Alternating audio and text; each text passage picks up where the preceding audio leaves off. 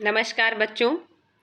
एक नए सेशन के साथ में हम लेके आए हैं नर्सिंग के कुछ इंपॉर्टेंट क्वेश्चन। चलिए आज देखते हैं आज के सेशन में question number first. Injury to the upper brachial plexus result in the upper brachial plexus result in the option A Klumpke palsy, option B phrenic nerve palsy, option C facial palsy, option D Erb palsy. क्या होता है देखिए, injury upper brachial plexus result आपको देखना है कि ये palsy word क्या होता है। पाल्सी वर्ड होता है आपका पैरालाइसिस, जो कि पैरालाइज हो जाती है नर्व, ठीक है। ब्रैकियल प्लेक्सस जो पूछा जा रहा है तो ये क्या होता है, तो आपको ध्यान रखना है जो आपका सर्वाइकल प्लेक्सस होता है। आपने देखा होगा सर्वाइकल प्लेक्सस इस तरह से कुछ ऐसे रिप्स जैसी बनी होती हैं, ये प्लेक्सस होती हैं, ठीक है। आपने स्पाइनल कॉर्ड में पढ़ा होगा, जो कि ब्रेन से लेके आपका कहाँ तक होता है। सर्वाइकल प्लेक्सस मैं आपको बताऊंगी, इस तरह से आपका नंबरिंग में दिया होता है, C1 से लेके C8 तक होता है। 1 2 3 4 5 6 7 8, मतलब मान लीजिए कि टोटल जो सर्वाइकल प्लेक्सस होती हैं कितनी हो गई हैं, 8 होती हैं, ठीक है। अब आपको हम थोड़ा सा बताएंगे इसमें कि जो सर्वाइकल प्लेक्सस होता है C1 से लेकर C2 तक होता है। अगर हम बात करें C1 से लेकर C2 तक क्या होता है, आपका सर्वाइकल प्लेक्सस हो गया।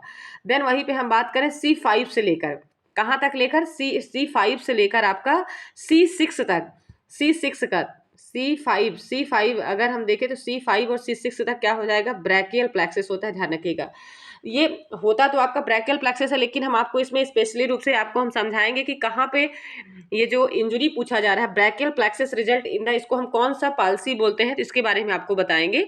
और जो आपका ये 7 और 8 है, 8 आपका 8 और T1 यहाँ से थोरेसिक प्लेक्सस स्टार्ट हो जाता है, T सर्वाइकल 8 होता है, और फिर इसके बाद थोरेसिक प्लेक्सस जिसमें T12 होता है।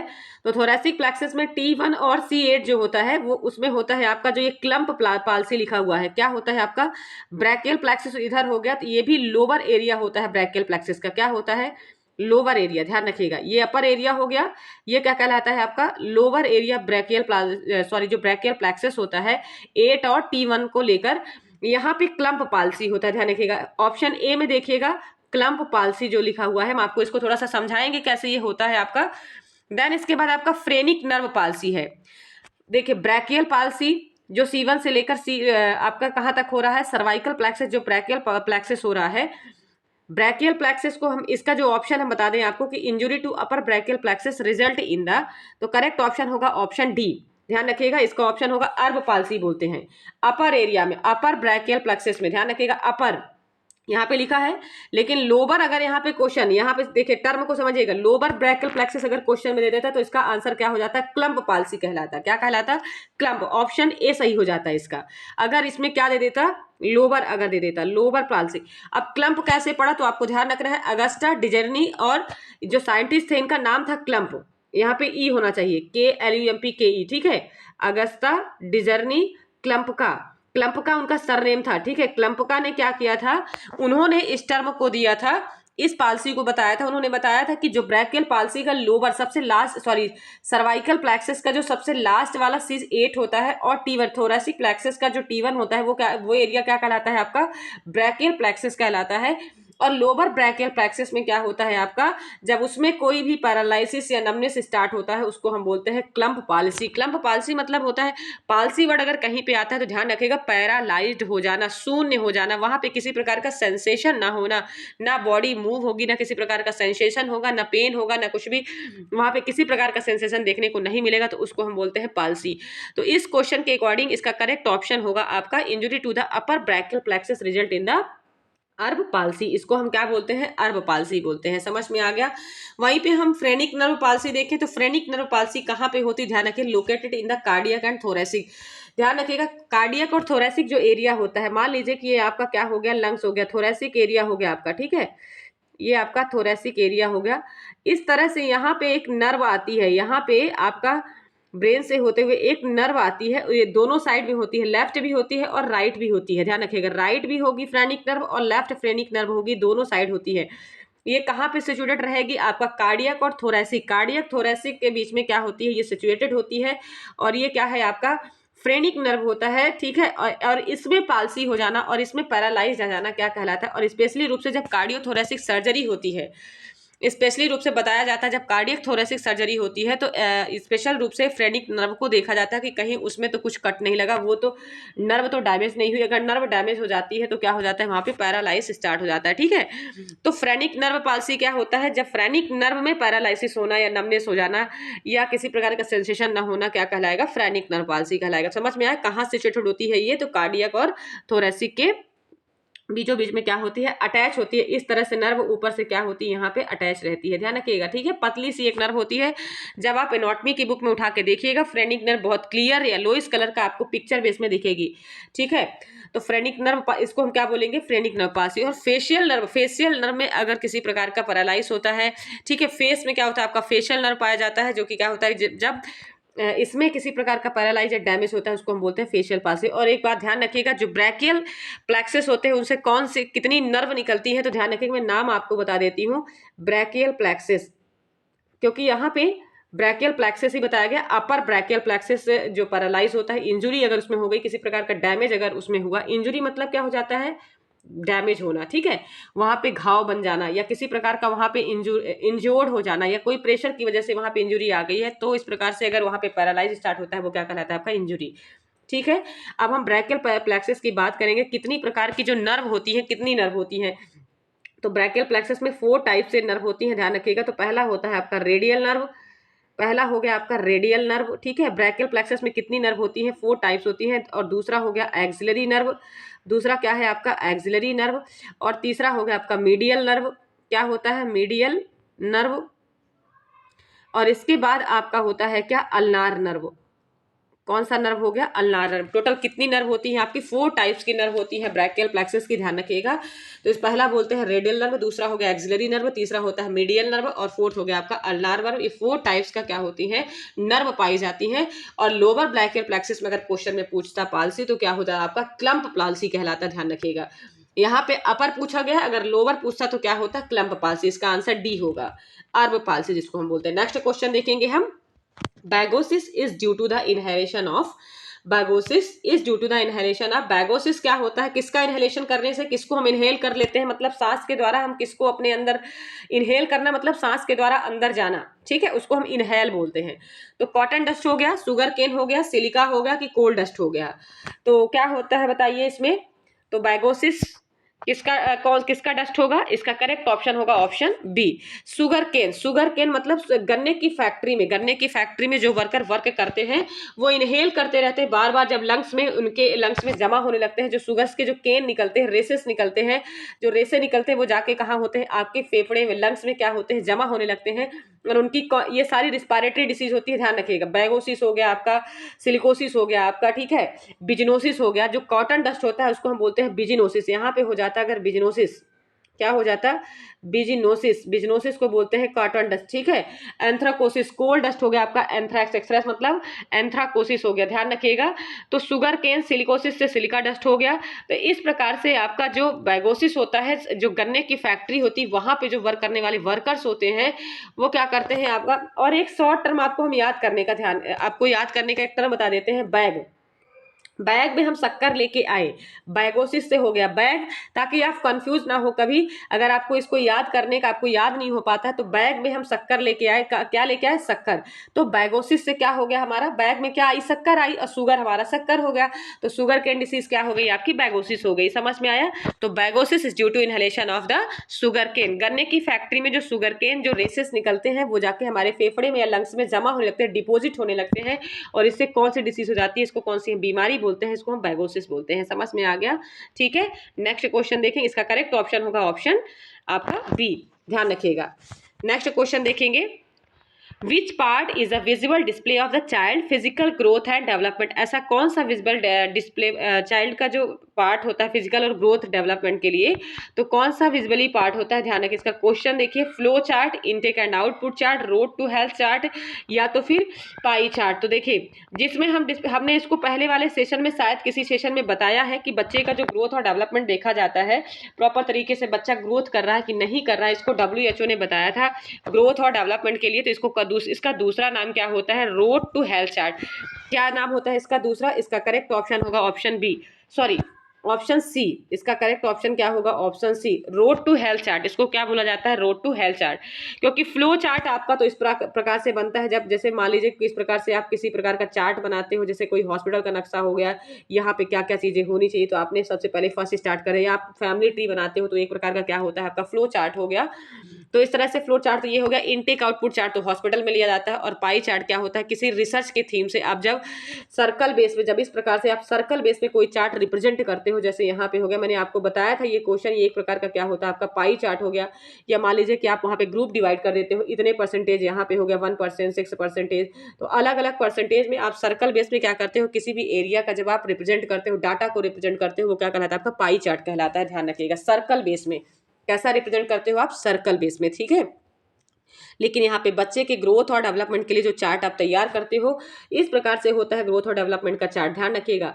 और मान लीजिए कि ये यहाँ पे हो जाता है ईयर ऑफ मंथ, मतलब जब बच्चा जन्म लेता है 0 to, मतलब यहाँ पे उसका एज हो जाएगा, ठीक है। यहाँ पे बच्चे का ईयर हो गया 2 मंथ हो गया, 3 मंथ हो गया, ठीक है। फिर 1 ईयर हो गया, इस तरह से आपका ईयर हो जाएगा। और यहाँ पे बच्चा का कितना ग्रो कर रहा है, मतलब 1 मंथ में कितना, 1 ग्राम हो गया, 2 ग्राम हो गया, या आपका 1 kg हो गया, 2 kg हो गया, 4 kg हो गया, मतलब किस तरह से बच्चा, तो इस प्रकार से यहाँ पे एक प्रकार का ग्राफ होता है और ऐसे रिप्रेजेंट होता है, ठीक है।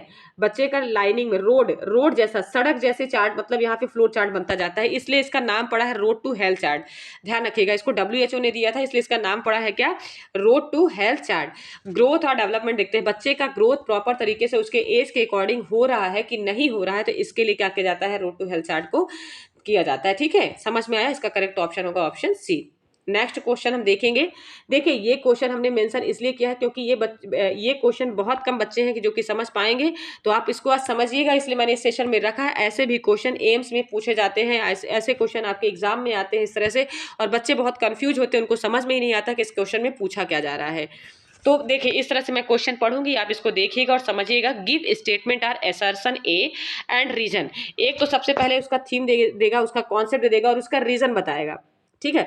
आर का मतलब हो गया रीजन, और एक असर्शन, एक टॉपिक के बारे में बता देगा कि हाँ ये ऐसा होता है। तो ए सबसे पहले असर्शन हम देखते हैं क्या होता है। ये 2 स्टेटमेंट दिए रहते और रहते दोनों स्टेटमेंट उसी से रिलेटेड। पहला तो स्टेटमेंट हो जाएगा आपका, दूसरा उसका रीजन हो जाएगा कि किसकी वजह से ये हुआ है। तो क्या ये रीजन सही है कि गलत है, ये आपको ऑप्शन में देख के बताना होगा। अगर गलत है तो आपको गलत लगा के आना है उसमें, ठीक है। और अगर सही है तो उसमें ट्रू ऐसा करके दिया रहता है ऑप्शन में, तो भी आपको वो करेक्ट करके आना है, ठीक है। इसमें देखिए, फर्स्ट असर्शन में जो दिया गया है वो क्या पूछा गया है? Diabetes mellitus and hypertension are good example of iceberg phenomenon, ठीक है। जो डायबिटीज मेलाइटस होता है, हाइपरटेंशन होता है, आइसबर्ग फिनोमिनन के थ्रू क्या होता है? गुड रिप्रेजेंटेशन किया जाता है, ठीक है। डायबिटीज मेलाइटस और हाइपरटेंशन समझ में आया? तो इसका रीजन बताया गया है।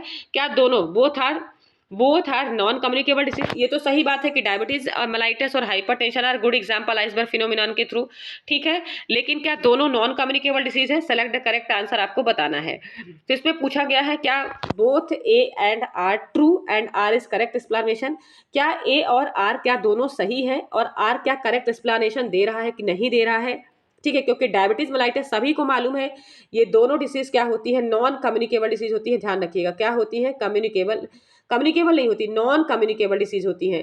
कैसे नॉन कम्युनिकेबल डिसीज? आपको मालूम होगा कि जो डिसीज थ्रू द कॉन्टेक्ट या ड्रॉपलेट इन्फेक्शन या इस प्रकार से स्नीजिंग कफिंग के थ्रू अगर नहीं फैल रहा है, तो वो डिसीज क्या होती है? हमारी इंटरनल बॉडीज क्या होती है उसके लिए रिस्पॉन्सिबल होती है, वो तो थ्रू द डाइट, या बोलना चाहिए कि मतलब ओबेसिटी, ऐसे फैक्टर या फैट, या इस प्रकार से अगर आपके फैक्टर रिस्पॉन्सिबल होते हैं, वो क्या होते हैं? आपका खान पान क्या होता है? रिस्पॉन्सिबल होता है इसके लिए, तो वो क्या कहलाता है? आपका नॉन कम्युनिकेबल डिसीज कहलाएगा। ध्यान रखिएगा, क्या कहलाएगा? नॉन कम्युनिकेबल डिसीज कहलाएगा।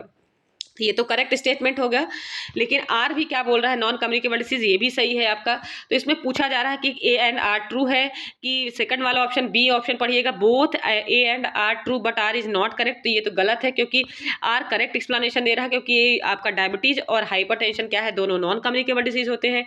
फिर आपका ऑप्शन सी है, A is true but R is false, ये भी गलत है क्योंकि दोनों सही हैं। फिर ऑप्शन डी दिया है, A is false but R is true, पर ये भी गलत है क्योंकि ए क्या है? आपका सही है और आर भी क्या है? सही है। तो इस स्टेटमेंट के थ्रू हमारा करेक्ट आंसर जाएगा क्या? Option A. क्या जाएगा? इस स्टेटमेंट के थ्रू हमारा करेक्ट ऑप्शन जाएगा, क्योंकि अगर यहाँ पे दे देता कम्युनिकेबल डिसीज, अगर यहाँ पे आर वाला स्टेटमेंट अगर दे देता, इसका रीजन बता देता कि यह both are the communicable disease, तो आर क्या हो जाता? रॉन्ग हो जाता। आर का जो एक्सप्लेनेशन है वो क्या हो जाता है यहाँ पे? आर का एक्सप्लेनेशन जो हो जाता है वो क्या होता है, रॉन्ग हो जाता है। तो इसका करेक्ट ऑप्शन हो जाता है ऑप्शन बी। लेकिन यहाँ पे बता दिया है कि ये नॉन कम्युनिकेबल डिसीज होता है, तो इसका करेक्ट स्टेटमेंट क्या हो जाएगा, ऑप्शन ए। ध्यान रखिएगा। नेक्स्ट क्वेश्चन हम देखेंगे, BCG vaccine is available powder from reconstitute with. BCG को सभी को मालूम है एक प्रकार की लाइव वैक्सीन होती है, लाइव एटीन्यूएटेड वैक्सीन बोलते हैं। एटीन्यूएटेड मैंने आपको बताया था क्या होता है, एटीन्यूएटेड वैक्सीन कैसी होती है, लाइव एटीन्यूएटेड वैक्सीन होती है। और एटीन्यूएटेड मतलब होता है किसी भी वैक्सीन की उसकी पैथोजेनिसिटी, मतलब एटीन्यूएटेड मतलब क्या होता है, जब वैक्सीन आप किसी भी वैक्सीन को जब क्या करते हो, रिकॉन्स्टिट्यूट करते हो, तो उसमें जो उसकी पैथोजेनिसिटी होती है, पैथोजेनिसिटी को कम करके उसकी पैथोजेनिसिटी मेंटेन तो करते हैं, पर उसकी पैथोजेनिसिटी मतलब जो कोई भी बैक्टीरिया वायरस क्या होता है, उसका पैथोजेनिसिटी क्या कहलाता है, डिसीज को कॉज करने का रीजन, ठीक है। उसकी पैथोजेनिसिटी को कम करके हम क्या करते हैं, उस वैक्सीन को रिकॉन्स्टिट्यूट करके अवेलेबल करते हैं, वैक्सीन देने के लायक बनाते हैं उसको, ठीक है। तो इस प्रकार की जो वैक्सीन तैयार की जाती है, ठीक है, उसको हम क्या बोलते हैं, एटीन्यूएटेड, मतलब उसकी पैथोजेनिसिटी कम करके हम उस वैक्सीन को तैयार करते हैं। किसी भी लाइव बैक्टीरिया वायरस को लेकर, किसी भी लाइव पैथोजेंस को लेकर हम उस वैक्सीन को क्या करेंगे, रेडी करेंगे, तैयार करेंगे, वो क्या कहलाता है, हमारा एटीन्यूएटेड कहलाता है। यहाँ पे रिकॉन्स्टिट्यूट किसके साथ में करेंगे, आपको पता होना चाहिए कि इसको हम किसके साथ में मिक्स करते हैं। कौन पाउडर फॉर्म में आती है बीसीजी वैक्सीन, तो इसको किसके साथ में मिक्स करना है, एनएस के साथ में करेंगे, डिस्टिल वाटर के साथ में करेंगे, कि आरएल के साथ में करेंगे, डेस्ट्रोज के साथ में करेंगे। तो इसका करेक्ट ऑप्शन होगा ऑप्शन ए, नॉर्मल सलाइन के साथ में करेंगे, क्योंकि जो मीजल्स होता है, मीजल्स जो वैक्सीन होती है उसको हम किस में करते हैं, डिस्टिल वाटर में डाइल्यूट करते हैं। ध्यान रखिएगा, मीजल्स जो वैक्सीन होती है, ठीक है, इसमें करते हैं हम मीजल्स वैक्सीन को। और मीजल्स वैक्सीन भी क्या होती है, आपकी लाइव वैक्सीन होती है, ध्यान रखिएगा। तो आपका बीसीजी वैक्सीन किसको प्रोटेक्ट करने के लिए दिया जाता है, तो ध्यान रखिएगा, टीबी डिसीज को प्रोटेक्ट करने के लिए दिया जाता है। कितना डोज होता है, 0.05 ml होता है। लेकिन अगर एट बर्थ आप अगर बच्चे को बीसीजी वैक्सीन नहीं दिए हो, तो उस टाइम पे बच्चे उसका डोज हो जाएगा 0.1 ml। समझ में आया। अगर 1 ईयर के ड्यूरेशन में दे रहे हो, 6 मंथ में दे रहे हो, या 1 ईयर के बीच में अगर उसको दे रहे हो, तो उसका डोज आ जाएगा 0.1 ml, ठीक है। और इसको हम डाइल्यूट किससे करते हैं, इसका करेक्ट स्टेटमेंट हो जाएगा ऑप्शन ए, एनएस के साथ में हम क्या करते हैं, उसको डाइल्यूट करते हैं। और मीजल्स को और कब देते हैं, एट बर्थ देते हैं। एट बर्थ अगर नहीं दिए तो 1 ईयर के अंडर में हमको क्या करना है, बीसीजी का वैक्सीन देना होता है। समझ में आया। और ये कैसी वैक्सीन होती है, लाइव वैक्सीन होती है, ठीक है। और किसको प्रोटेक्ट करती है, टीबी को प्रोटेक्ट करती है, ट्यूबरकुलोसिस डिसीज को क्या करती है। और इसको आपका टीबी जो डिसीज थी, ये कैसी डिसीज होती है, आपकी बैसिलस थ्रू होती है, जो माइकोबैक्टीरियम ट्यूबरकुलाई के थ्रू फैलती है, ठीक है। बीसीजी का अगर फुल फॉर्म पूछा जाए तो बैसिलस कैलामिटी ग्यूरिन होता है। बीसीजी का अगर फुल फॉर्म कोई पूछता है तो बैसिलस, ठीक है, कैलामिटी ग्यूरिन। कैलामिटी ग्यूरिन क्यों बोला गया, क्योंकि कैलामिटी ग्यूरिन नामक जो साइंटिस्ट थे इसका नाम दिए थे, इसलिए इसका नाम पड़ा है कैलामिटी ग्यूरिन, ठीक है। ग्यूरिन साइंटिस्ट ने क्या दिया था, इसका नाम दिया था। इसका फुल फॉर्म होता है बैसिलस कैलामिटी ग्यूरिन। समझ में आ गया होगा। बीसीजी वैक्सीन के बारे में जितने भी इंपॉर्टेंट फैक्टर थे हमने बता दिया है। और बीसीजी वैक्सीन को लगाने के बाद एक प्रकार का स्कार बन जाता है, ठीक है। और कहाँ पे लगाते हैं, लेफ्ट आर्म में लगाते हैं। कौन सा रूट देते हैं, तो इंट्राडर्मली रूट देते हैं। ये भी ध्यान रखिए, कैसा रूट देते हैं, आपका इंट्राडर्मली रूट होता है, आपका लेफ्ट आर्म में दिया जाता है। क्यों देते हैं लेफ्ट आर्म में, क्योंकि राइट हैंड्स क्या होता है, वर्क करने वाला होता है। और इसलिए अक्सर हमने देखा है वैक्सीन जो दी जाती है, अगर आर्म में दी जाती है तो कहाँ, किस साइड पे देते हैं, हम लेफ्ट आर्म में ही देते हैं। समझ में आ गया, ठीक है। इसका करेक्ट ऑप्शन होगा, क्वेश्चन के अकॉर्डिंग रिकॉन्स्टिट्यूट करते हैं किसके साथ में, हम एनएस के साथ में देते हैं। इसका करेक्ट ऑप्शन होगा ऑप्शन ए। नेक्स्ट क्वेश्चन हम देखेंगे, मीजल्स। यहाँ पे मीजल्स दिया है, ये इसका थोड़ा सा रॉन्ग आपका प्रिंट मिस्टेक हो गया। Measles vaccine stored in which part of refrigeration. Measles जो वैक्सीन होती है कहाँ पे स्टोर की जाती है, पूछा जा रहा है। तो चिल्ड ट्रे में, डीप फ्रीज में, ट्रे बिलो द फ्रीजर में, या सल्व इन द फ्लोर में। जो मीजल्स वैक्सीन होती है कहाँ पे स्टोर, देखिए सभी आपको मालूम होगा कि जितनी भी वैक्सीन होती है उनका स्टोर करने का अलग अलग प्लेस होता है, कहाँ पे स्टोर किया जाता है, ये सारी चीजें आपको बताना होगा। तो मीजल्स वैक्सीन कहाँ पे स्टोर की जाती है, चिल्ड ट्रे में की जाती है, क्या डीप फ्रीज में की जाती है, ट्रे बिलो द फ्रीजर की जाती है, सेल्व इन द डोर में की जाती है। कहाँ पे की जाती है, तो हमने आपको इसको पहले वाले सेशन में बताया था। कहाँ पे, ना तो हम इसको चिल्ड ट्रे में रखेंगे, ना तो हम इसको डीप फ्रीज में रखेंगे, ना तो ट्रे बिलो द फ्रीजर रखेंगे। हम कहाँ रखेंगे इसको, सेल्व इन द डोर में रखेंगे। सेल्व इन द डोर में रखेंगे किसको, मीजल्स वैक्सीन को, ठीक है। Store which is the refrigeration, इसका करेक्ट ऑप्शन होगा, सॉरी, डीप फ्रीज में रखेंगे, सेल्व इन द डोर में नहीं रखेंगे। इसका रॉन्ग आंसर हो गया, ठीक है। इसको हम कहाँ रखेंगे, मीजल्स वैक्सीन को कहाँ स्टोर रखेंगे, डीप फ्रीज में। ध्यान रखिएगा, चिल्ड ट्रे और tray below the self door मतलब होता है दरवाजे के पास में। क्या हम दरवाजे के पास में थोड़ी रखेंगे, ये रॉन्ग आंसर है, ठीक है। डीप फ्रीज, हमेशा कहाँ पे रखते हैं हम मीजल्स वैक्सीन को स्टोर करके? पार्ट ऑफ रेफ्रिजरेशन के डीप फ्रिज में रखते हैं। ध्यान रखिएगा, इसका करेक्ट स्टेटमेंट होगा ऑप्शन बी। ठीक है, कहाँ रखेंगे? डीप फ्रिज में रखेंगे। ध्यान रखिएगा, इसको गलत मत करिएगा, क्योंकि सल्व मतलब होता है दरवाजे के पास में। सर दरवाजे के पास में हम थोड़ी कोई वैक्सीन रखेंगे, हमेशा कहाँ रखते हैं? डीप फ्रिज में रखते हैं। क्योंकि आपने सुना भी होगा कि कोई वैक्सीन अगर रखते हैं कहाँ पे रखते हैं? डीप फ्रिज में। समझ में आ गया? चिल्ड ट्रे, ठंडी ट्रे में थोड़ी रखना है उसको। क्या ट्रे के नीचे रखना है फ्रीजर में? नहीं, ये रॉन्ग आंसर होगा आपका। इसका करेक्ट ऑप्शन होगा इस क्वेश्चन के अकॉर्डिंग, क्योंकि मीजल्स वैक्सीन कब कब दी जाती है ये देख लीजिएगा, तो 9 मंथ में दी जाती है। और इसी मंथ में हम विटामिन ए भी देते हैं। विटामिन ए का अगर पूछा जाए डोज तो 1 लाख पर इंटरनेशनल यूनिट देते हैं। कितना देते हैं? 1 लाख इंटरनेशनल यूनिट देते हैं 9 मंथ में। और नेक्स्ट अगर हम स्टार्ट करते हैं 9 मंथ के बाद हम अगर सेकंड डोज देते हैं तो 2 लाख इंटरनेशनल यूनिट देंगे, आईयू देते हैं। ठीक है, और ये कब देते हैं? 6 मंथ में। ठीक है, 6 मंथ में हम क्या करते हैं? बच्चे को 5 to 6 ईयर तक हम कंटिन्यूशन में 2 लाख इंटरनेशनल यूनिट क्या करते हैं? प्रोवाइड करते हैं। ठीक है, विटामिन ए की खुराक दी जाती है, 9 मंथ से स्टार्ट की जाती है। और मीजल्स वैक्सीन देते हैं। और कौन सा रूट होता है? तो मीजल्स वैक्सीन को देने का रूट जो होता है सबक्यूटेनियस होता है, एससी रूट होता है। सबक्यूटेनियस रूट में हम क्या करते हैं? मीजल्स वैक्सीन को देते हैं। यहाँ पे पूछा जा रहा है स्टोर करने का, तो कहाँ पे स्टोर किया जाता है? आपका डीप फ्रिज में मीजल्स वैक्सीन को स्टोर किया जाता है। समझ में आ गया होगा। नेक्स्ट क्वेश्चन देखेंगे हम। A condition in which foreskin is not retracted over the glans penis. इसमें पूछा जा रहा है कि ऐसी कंडीशन कौन सी है जिसमें से क्या होता है, जो 4 स्किन्स है वो रिट्रैक्ट नहीं होती है, वापस नहीं जाती है, उस कंडीशन को हम क्या बोलेंगे? तो इपिस्पेडियासिस, हिमेफोडिटिज्म, या आपका क्रिप्टोरचाइडिज्म, या फिमोसिस कहलाता है। देखिए इसमें क्या पूछा जा रहा है, जो ग्लैंस पेनिस होती है वो क्या होती है? स्किन जो होती है वो रिट्रैक्ट नहीं होती, इस कंडीशन को हम बोलते हैं फिमोसिस। ध्यान रखिएगा, ये छोटे बच्चों में प्रॉब्लम सबसे ज़्यादा देखने को मिलती है फिमोसिस वाली। तो जो ग्लैंस पेनिस होती है उस टाइम पे क्या होती है? स्किन रिट्रैक्ट नहीं होती, इस कंडीशन को बोलेंगे हम फिमोसिस। वहीं पे हम बात करें हाइपोस्पेडियासिस का, तो सॉरी इपीस्पेडियासिस और हाइपोस्पेडियासिस आता है। ईपी मतलब होता है जस्ट उसके पेनिस के ऊपर अगर मान लीजिए एबनॉर्मल अगर उसमें बोलना चाहिए कि स्किन, इपिस्पेडियासिस मतलब स्किन क्या होती है? ऊपर मतलब एबनॉर्मल ओपनिंग हो जाती है। ठीक है, यूरिन पास आउट करने का जो एबनॉर्मल ओपनिंग हो गई। ग्लैंस पेनिस के ऊपर क्या होता है? आपका एबनॉर्मल। ईपी मतलब ऊपर होता है, और हाइपो मतलब पेनिस के जस्ट नीचे क्या होता है? ओपनिंग हो जाती है, उसको हम बोलते हैं क्या? हाइपोस्पेडियासिस। वहीं पे हम क्रिप्टोरचाइडिज्म की बात करें तो अनडिसेंडिंग जो टेस्टिस होता है, क्या होता है ये? अनडिसेंडिंग टेस्टिस। अनडिसेंडिंग टेस्टिस जो होता है वो क्या होता है? क्रिप्टोरचाइडिज्म कहलाता है। ठीक है, अनडिसेंडिंग टेस्टिस जिसको हम बोलते हैं। अनडिसेंडिंग टेस्टिस क्या होता है? आपका क्रिप्टोरचाइडिज्म वाली प्रॉब्लम देखने को मिलती है। तो इसका करेक्ट ऑप्शन क्या होगा? जब स्किन रिट्रैक्ट नहीं होती है, ठीक है, या तो फिर स्किन आगे नहीं आएगी, या तो फिर रिट्रैक्ट होकर अगर पीछे नहीं जा रही है पेनिस के, तो उसको हम क्या बोलते हैं? फिमोसिस बोलते हैं। तो अगर पीछे नहीं जा रही है, यहाँ पे पूछा जा रहा है foreskin not retracted over the glans penis, glans penis के पीछे अगर नहीं जा रही है तो वो होता है फिमोसिस, करेक्ट ऑप्शन होगा। लेकिन अगर यहाँ पे होता कि स्किन, सॉरी जो स्किन है वो रिट्रैक्ट होके आगे नहीं आ पाती है, ठीक है, अगर पीछे रिट्रैक्ट हो गई तो आगे नहीं आती, तो उसको हम बोलते हैं पैराफिमोसिस। क्या बोलेंगे? पैराफिमोसिस, इसको हम बोलते हैं पैराफिमोसिस। ध्यान रखिएगा, ठीक है, पैराफिमोसिस बोलेंगे। स्किन अगर आगे रिट्रैक्ट नहीं, अगर रिट्रैक्ट होके आगे नहीं आ पाती, वो केवल पीछे ही रह जाती है, रिट्रैक्ट होके आगे नहीं आती, तो उसको बोलेंगे पैराफिमोसिस। और वो कंडीशन जो skin not retract over the glans, glans penis के ऊपर अगर रिट्रैक्ट नहीं हो रही, उस कंडीशन को बोलेंगे हम फिमोसिस। समझ में आ गया। नेक्स्ट क्वेश्चन देखेंगे। इसको हम पैराफिमोसिस या फिमोसिस को लिग्नोकिन ऐसे ट्यूब आते हैं मार्केट में, जिसको हम प्रॉपर ट्रीट कर सकते हैं बच्चे के लिए, या तो फिर अगर ट्रीट नहीं होता तो इसके लिए फिर सीजर्स होता है। समझ में आ गया, ठीक है। चलिए देखते हैं next question. A fear of open space and meeting place means, A fear of open places, open places में कोई भी अगर मतलब पेशेंट्स अगर डर रहा है या कोई पर्सन अगर डरता है तो उसको हम क्या बोलते हैं? एगोराफोबिया, एक्रोफोबिया, या एल्गोफोबिया, या गैमोफोबिया। तो हम क्या बोलेंगे? ध्यान रखिएगा। तो सबसे पहले तो ध्यान रखिएगा, एल्गोफोबिया मतलब हमने आपको बताया था पेन, फियर, किससे फियर होना? पेन से फियर होना, fear of pain, pain fear, जिसको पेन से डर, दर्द से डर लगता है, ठीक है।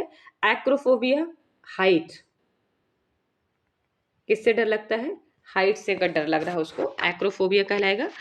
यहाँ पे हम बात करें एगोराफोबिया जो होता है आपका, एगोरा, एल्गोफोबिया मतलब हो गया फियर ऑफ पेन, और आपका एगोराफोबिया जो हो गया, तो एगोराफोबिया आपको समझ में आ गया होगा। ओपन प्लेसेस से जब कोई पेशेंट से डरता है तो उसको हम क्या बोलते हैं? एगोराफोबिया। इसका करेक्ट ऑप्शन होगा गैमोफोबिया, मतलब होता है फियर ऑफ मैरिज। मैरिज से जिसको डर लगता है, शादी से जिसको डर लगता है, उसको हम क्या बोलते हैं? मैरिज फियर, या आप या फियर ऑफ मैरिज बोल सकते हो, pain fear, height fear. Height से जिसको अगर डर लगता है उसको हम बोलते हैं एक्रोफोबिया। पेन से अगर फियर लगता है वो होता है एल्गोफोबिया। और गैमोफोबिया मतलब मैरिज से अगर किसी को डर लगता है उसको हम क्या बोलते हैं? गैमोफोबिया। तो समझ में आ गया होगा। फियर ऑफ ओपन स्पेस क्या कहलाता है? आपका एगोराफोबिया। किसी भी पर्सन को जब ओपन अकेले में घर से बाहर जाने में, कभी कभी आपने देखा होगा कि कुछ ऐसे पेशेंट्स होते हैं जिनको घर से बाहर जाने में क्या होता है? डर लगता है। ओपन प्लेसेस में जाने में अगर उनको कहीं पर अगर डर लग रहा है तो वो क्या कहलाता है? आपका एगोराफोबिया कहलाएगा। ध्यान रखिएगा, ठीक है। वो क्या कहलाएगा? आपका एगोराफोबिया कहलाएगा। नेक्स्ट वहीं पे एक्रोफोबिया मैंने आपको बता दिया कि मतलब फियर ऑफ हाइट। हाइट से अगर उसको डर लगता है वो क्या कहलाता है? आपका एक्रोफोबिया। एल्गोफोबिया मतलब होता है पेशेंट्स को अगर पेन से डर लगता है वो क्या कहलाता है? आपको एल्गोफोबिया। गैमोफोबिया मतलब होता है फियर ऑफ मैरिज। मैरिज से जिसको डर लगता है उसको हम गैमोफोबिया बोलते हैं। देन इसके बाद हम देखेंगे हर्ड इम्यूनिटी। नेक्स्ट क्वेश्चन देखेंगे, herd immunity not useful in prevention of is. तो हर्ड इम्यूनिटी, हमने हर्ड इम्यूनिटी बताया था, कम्युनिटी इम्यूनिटी बोलते हैं। कम्युनिटी इम्यूनिटी किसको बोलते हैं? जैसे कि मान लीजिए आपने वैक्सीन अगर दे दिया तो कम्युनिटी के अंदर में अगर किसी प्रकार का अगर एक रेजिस्टेंस पावर अगर स्टार्ट होता है, उनकी बॉडी से इम्यून सिस्टम अगर स्टार्ट होता है तो नेक्स्ट पर्सन को वो डिसीज नहीं होगी। तो herd immunity not useful prevention, किसमें हम हर्ड इम्यूनिटी में हम प्रिवेंशन नहीं कर सकते? देखिए पोलियो वैक्सीन हो गई। पोलियो वैक्सीन एक प्रकार का वायरल इन्फेक्शन होता है जिसमें से क्या होता है, एक पर्सन को वैक्सीन देने से क्या होता है, दूसरे पर्सन को वो डिसीज कॉज नहीं हो सकती है। तो कहीं ना कहीं एक प्रकार की है क्या होती है? कम्युनिटी इम्यूनिटी होती है। हर्ड इम्यूनिटी मतलब होता है, इसका दूसरा नाम होता है कम्युनिटी इम्यूनिटी।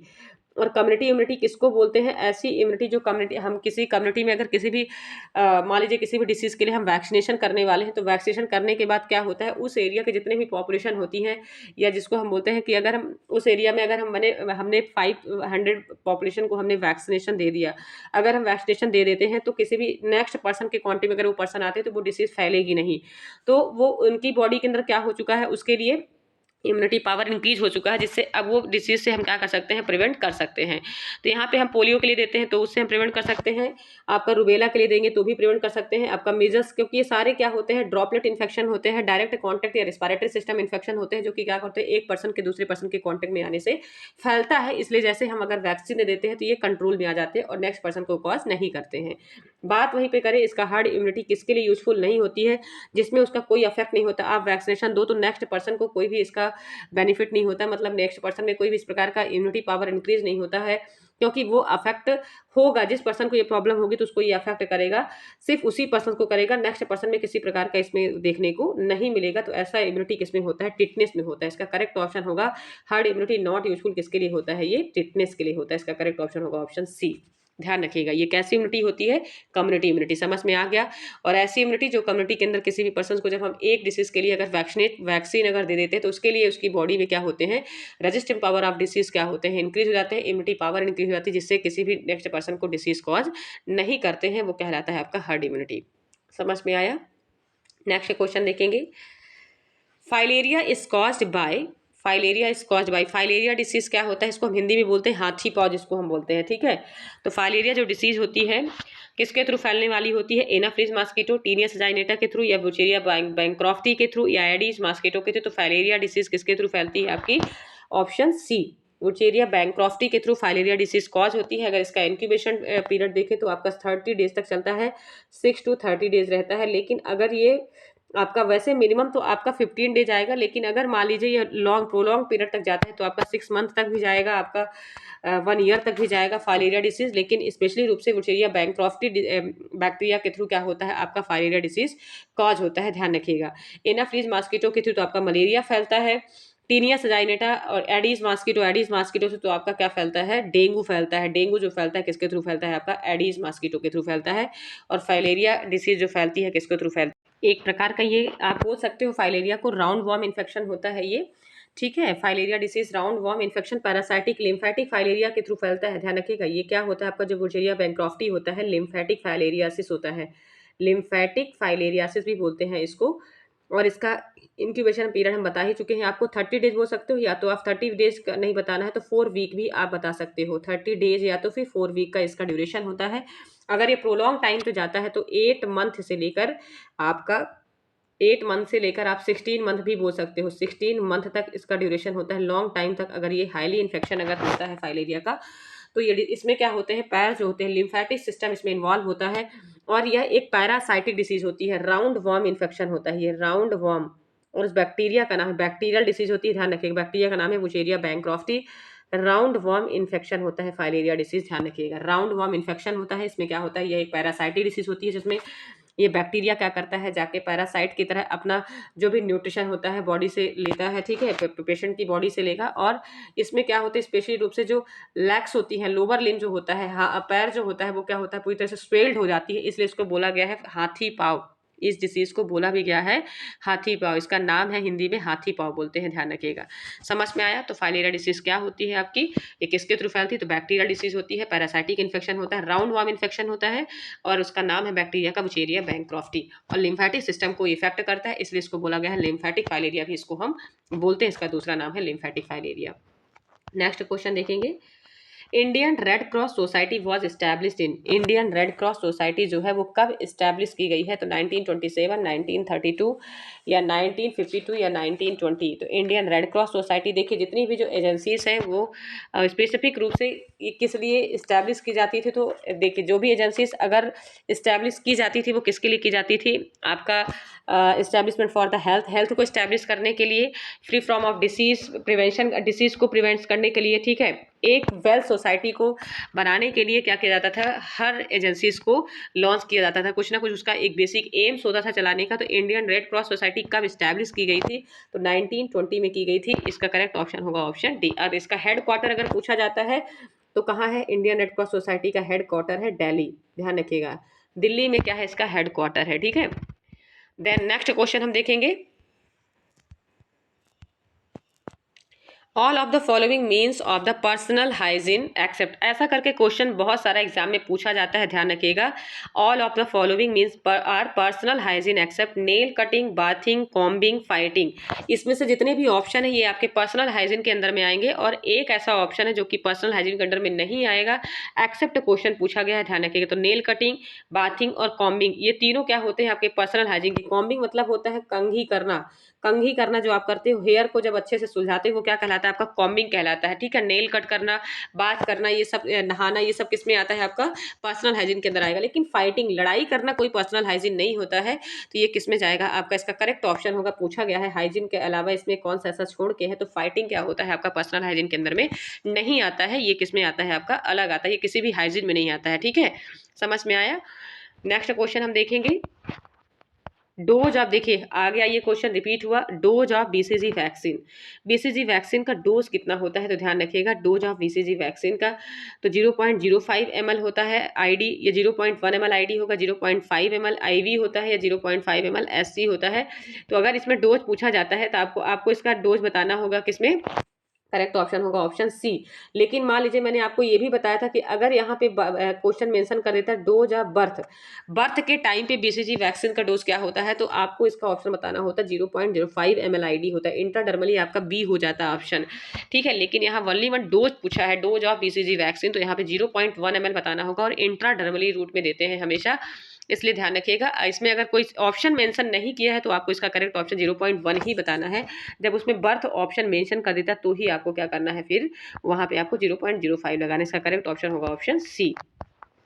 नेक्स्ट क्वेश्चन देखेंगे, the stage of general adaptation syndrome progress in will the stage, the stage of general adaptation syndrome, हमने आप इसमें थोड़ा सा आपको देखना होगा, जनरल एडॉप्टेशन सिंड्रोम मतलब क्या होता है। जनरली जब किसी भी पेशेंट्स को अगर मान लीजिए फ्रस्ट्रेशन होता है, एंजाइटी होता है, डर होता है या किसी भी प्रकार का स्ट्रेस हो रहा है, उसको तनाव होता है, उसको हम बोलते हैं जनरल एडॉप्टेशन सिंड्रोम, जीडीएस बोलते हैं, इसका शॉर्ट नेम होता है जीडीएस। और ये ज़्यादातर किस में देखने को मिलता है, एंजाइटी वाले पर्सन में देखने को मिलता है, या ग्रीफ, आपने सुना होगा ग्रीफ वर्ड, ग्रीफ साइकेट्रिक में आपने ग्रीफ पढ़ा होगा, ग्रीफ मतलब होता है लॉस होना, ग्रीफ, ग्रीव यानी ग्रीव, ग्रीव बोलते हैं GRIEV, एफ नहीं, ग्रीव, ग्रीव यानी होता है लॉस होना। जब किसी भी पर्सन का मान लीजिए लॉस होता है, अगर मान लीजिए कोई बिजनेसमैन हो गया, या मान लीजिए कि किसी भी पर्सन का मान लीजिए पेरेंट्स से बहुत वो लव कर रहा है, पेरेंट्स को बहुत लाइक करता है और उसमें पेरेंट्स की अगर डेथ हो जाती है, उसका लॉस हो जाता है अगर, तो ग्रीफ के टाइम पे उसमें क्या देखने को मिलता है, जनरल एडॉप्टेशन सिंड्रोम देखने को मिलता है, उसको स्ट्रेस देखने को मिलता है। तो इसमें पूछा जा रहा है कि जो जनरल एडॉप्टेशन जो सिंड्रोम होता है उसकी स्टेज क्या होती है। तो सबसे पहले पूछा जा रहा है क्या रेजिस्टेंस एग्जाउशन या अलार्म होता है। सेकंड ऑप्शन होगा आपका अलार्म एग्जाउशन रेजिस्टेंस होगा, या ऑप्शन सी होगा अलार्म रेजिस्टेंस एग्जाउशन होगा, या ऑप्शन डी एग्जाउशन अलार्म रेजिस्टेंस होगा। मैं आपको एक शॉर्ट टर्म बता देती हूँ। आपने पढ़ा होगा जब ग्रीफ में आपने डावडा पढ़ा होगा, डिनाइल हो गया आपका, एग्रेसिव बिहेवियर हो गया, बार्गेनिंग हो गया, ठीक है। उसके बाद क्या कर लेता है पर्सन, एक्सेप्टेंस कर लेता है। सबसे पहले तो डावडा वाली प्रॉब्लम देखने को मिलती है। आपने डावडा देखा होगा किसमें, ग्रीफ में। जब किसी पर्सन का अगर लॉस हो जाता है तो सबसे पहले डावडा मतलब डिनाइल मतलब होता है एग्रेसिव बिहेवियर। एग्रेसिव बिहेवियर करेगा जिसको हम अलार्म बोलते हैं। यहाँ पे हम समझेंगे उस वर्ड को बोलेंगे अलार्म। अलार्म मतलब होता है स्ट्रेस। सबसे पहले अगर आपके माइंड में अगर किसी प्रकार का स्ट्रेस होता है, आपके अंदर अगर जनरल एडॉप्टेशन अगर सिंड्रोम, वहां पे माइंड में अगर स्ट्रेस तैयार हुआ तो सबसे पहले आपके माइंड में प्रेशर देगा, तो अलार्म बजना स्टार्ट होगा। माइंड क्या होगा, अलार्म। अलार्म उस वर्ड को हम अलार्म बोलेंगे, तनाव होगा। देन उसके बाद जैसे ही आपको अगर स्ट्रेस होता है तो नेक्स्ट आप क्या करोगे, रेजिस्टेंस करोगे, उसको रोकोगे, रोकना। इसको होता है रोकना, रेजिस्टेंस मतलब रोकना। और एग्जहाउसन, एग्जहाउसन मतलब हो जाता है बाहर आ जाना, बाहर आना। तो सबसे पहले मान लीजिए यहाँ पे पूछा जा रहा है कि जनरल एडॉप्टेशन सिंड्रोम अगर आपके ब्रेन में अगर हो रहा है तो आप सबसे पहले क्या करोगे, आपके माइंड में क्या होगा, अलार्म होगा। देन उसके बाद आप उसको उससे रोकोगे, ठीक है, कि आपके माइंड में ज्यादा प्रेशर ना हो, आप उससे क्या हो जाओगे, बाहर आने की कोशिश करोगे। तो सबसे पहले उसको तो रोकोगे, वहीं पे स्टॉप करोगे कि नहीं अब नहीं हो सकता, अब इसके बाद हमको कुछ ना कुछ नया करना है, उससे बाहर आना है, हमको उसी में नहीं रहना है। मतलब जैसे होता है ना कि कोई कोई पर्सन क्या होते हैं बहुत स्ट्रेस में जाते हैं तो हम उसको समझाते हैं चलो अब दूसरा काम करो, हो गया लाइफ में तो अब आगे बढ़ना होगा, क्योंकि इसी को लेकर हम यहीं पे अब नहीं रह सकते, क्योंकि हमको कहीं ना कहीं अभी क्या करना है, लाइफ में बहुत कुछ करना है। तो हम अपने माइंड को अपने आप क्या करते समझाते हैं। कोई हमारे फ्रेंड सर्कल में हमको समझाता है कि चलो हो गया अब इन चीजों को छोड़ो, हो गया। तो सबसे पहले तुम्हारे माइंड में क्या आएगा, अलार्म आएगा। नेक्स्ट हम उसको रोकेंगे और फिर हम उससे क्या हो जाएंगे, बाहर आ जाएंगे। तो तीनों कंडीशन आती है, लेकिन सबसे पहले इसका कंडीशन होगा क्या, ऑप्शन सी होगा। सबसे पहले अलार्म होगा, रेजिस्टेंस होगा, उसके बाद एग्जॉशन होगा। तो इसके अकॉर्डिंग जनरल एडॉप्टेशन सिंड्रोम के अकॉर्डिंग हमारे माइंड में जो स्टेजेस होंगे, जो स्टेज आएंगे, तो सबसे पहले अलार्म तनाव वाला स्टेज आएगा। नेक्स्ट हम उसको रोकेंगे उस तनाव को, और नेक्स्ट उससे हम क्या हो जाएंगे, बाहर आ जाएंगे। आप समझिए कि ये डाबडा वाली जो ग्रीफ में आप डाबडा पढ़ना, डाबडा एक शॉर्ट नेम मैं बता रही हूँ। डाबडा मतलब होता है डिनाइल, एग्रेशन, फिर उसके बाद बार्गेनिंग हो जाएगा, उसके बाद आपका एक्सेप्टेंस हो जाएगा। पर्सन क्या होता है लास्ट में उसको एक्सेप्ट कर लेता है और आगे वर्क को कंटिन्यू करने के लिए कोशिश करता है। तो ऐसे ही स्टेज है जनरल एडॉप्टेशन सिंड्रोम में देखने को मिलती है। तो इस कंडीशन के अकॉर्डिंग इसका सही ऑप्शन होगा ऑप्शन सी। नेक्स्ट क्वेश्चन हम देखेंगे, smallpox was invented by, smallpox जो वैक्सीन है वो किसके थ्रू इन्वेंट की गई है, Edward Jenner, Alexander Fleming, Louis Pasteur, Antonie van Leeuwenhoek. तो आपका स्मॉल पॉक्स जो वैक्सीन हुई है किसके थ्रू आपका डिस्कवर की गई है, तो इसका आपका बताना होगा। तो अलेक्जेंडर फ्लेमिंग ने तो पेंसिलिन की खोज की थी, ठीक है। लुइस पास्चर क्या थे आपके, पैस्चराइजेशन मेथड्स दिए थे। और एंटोनी वॉन ल्यूवेनहॉक क्या है आपके मॉडर्न माइक्रोबायोलॉजी के फादर है। फादर ऑफ माइक्रोबायोलॉजी कौन है आपके, एंटोनी वॉन ल्यूवेनहॉक हो गए, ठीक है।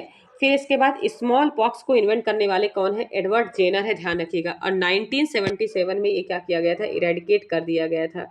1977 में क्या किया गया था, इरेडिकेट कर दिया गया था आपका स्मॉल पॉक्स।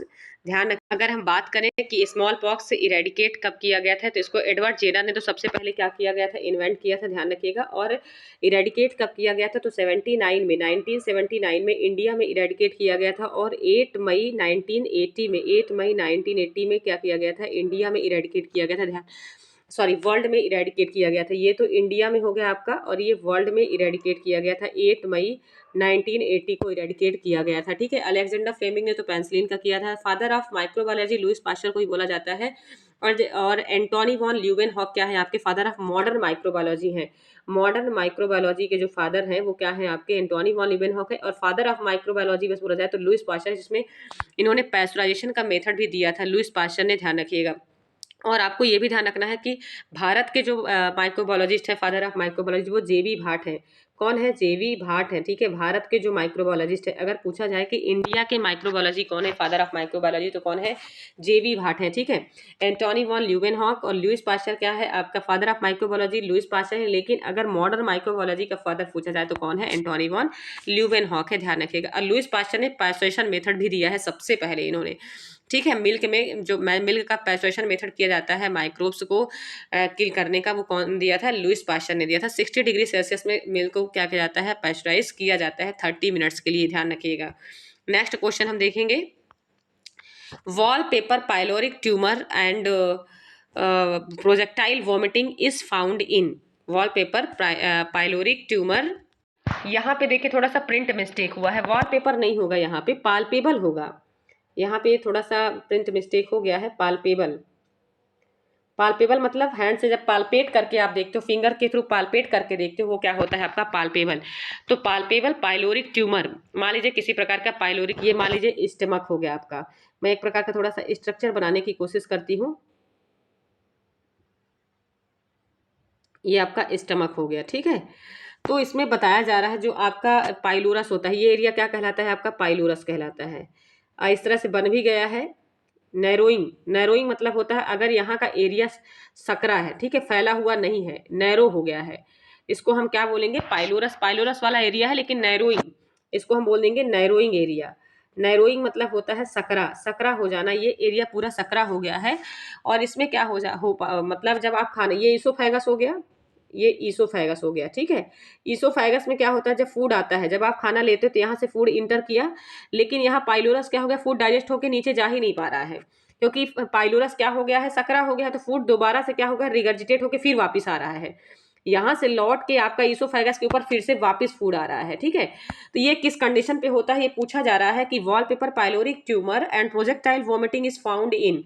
प्रोजेक्टाइल जो वॉमिटिंग स्टार्ट होती है आपका, वॉलपेपर नहीं, सॉरी, पाल्पेबल, बार बार मैं भी रिपीट कर रही हूँ वो, पर वॉलपेपर नहीं है, यहाँ पे पाल्पेबल पाइलोरिक ट्यूमर होगा आपका। पाइलोरस में ऐसा ट्यूमर या मतलब वहां पे कुछ ना कुछ ट्यूमर हो गया, गांठ बन गई है, ठीक है। ये एरिया क्या हो चुका है? नैरो हो चुका है, गांठ बन गई है, कोई ट्यूमर हो चुका है। तो प्रोजेक्टाइल वोमिटिंग, प्रोजेक्टाइल वोमिटिंग मतलब होता है दोबारा से आप वोमिट कर रहे हो। तो ऐसी वोमिटिंग किसमें देखने को मिलती है? तो ये देखने को मिलती है, ऑप्शन ए है, पाइलोरिक स्टोनोसिस बोलते हैं जिसको हम, क्या बोलेंगे? इसका करेक्ट ऑप्शन होगा पाइलोरिक स्टोन। इसमें खाना क्या होता है? दोबारा से लौट के रिगर्जिटेट होके ईसोफेगस से होकर दोबारा हमको क्या होती है? वॉमिट हो जाता है, बाहर निकलता है खाना।